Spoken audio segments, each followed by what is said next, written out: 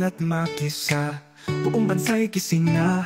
Nutrisyon ay mahalaga sa pamilya, pamahalaan sana. Sa hapagkainan dapat ay may sustansya. Bata, matanda, lahat ay may halaga.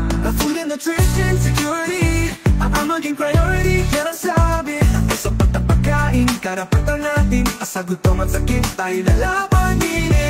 Sama-sama tayong kikilos. Asa nutrisyon ay tutok, tuloy-tuloy ang pag-usbong. Gulay at prutas, isama sa pinggan.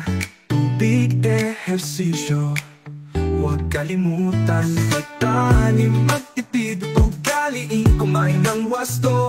Kalusugan ay kayamanan totoo.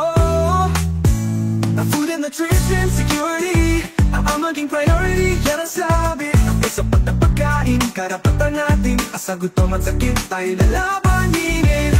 Sama-sama tayong kikilos. Asa nutrisyon ay tutok, tuloy-tuloy ang pag-usbong. Nutrisyon ay karapatan, hindi dapat pabayaan. Gutom ay ating labanan, kalusugan ay ipaglaban. Bago ng nutrisyon 25, sama-sama para sa mas masustansyang Pilipinas. Food and nutrition security ang maging priority. Yan ang sabi ay sapat na pagkain, karapatan natin. Asa gutom at sakit tayo lalabanin.